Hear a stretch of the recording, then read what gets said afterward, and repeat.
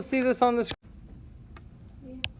Cool. Okay, so we've got 7 and 2/3 minus 3 and 1/6. So remember, if you already did this, great.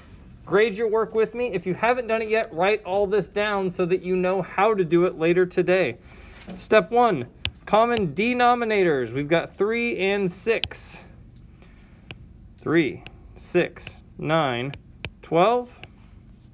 6, 12, 18, 24. We could use 12. Should I use 12? It's on both lists. Why not, Summer? Yeah, nicely said. It's not the lowest number. Gunnar, what number do I need to use? 6. So then, do I need to change this one at all if we're going to make it 6? No. Nah, don't need to. But we do need to change this one. 3 times what will get me to 6? 3 times 2.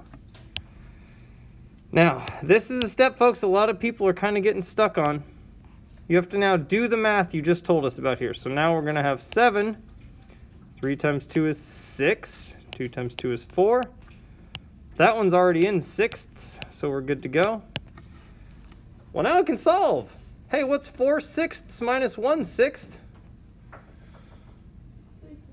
Hey, thank you, somebody back there. Logan, 3/6. What should I do with my whole numbers? Ooh, I don't have a lot of hands. I'm going to wait till some more people help me out here. I've got a 7 and a minus symbol and a 3. Hey, look at those hands. Trace, what do I do? You subtract 7 by 3. Yeah, 7 minus 3 gives me 4. Hey, that's an answer.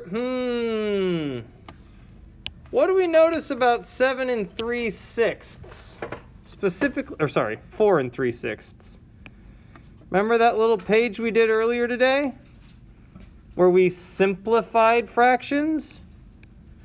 What do you notice about 3/6? If you've got 3 out of 6, what do you really have? Carter G. You have 1/2. Yes, so we can divide by the numerator. That gives us 4 and 1/2. Cool.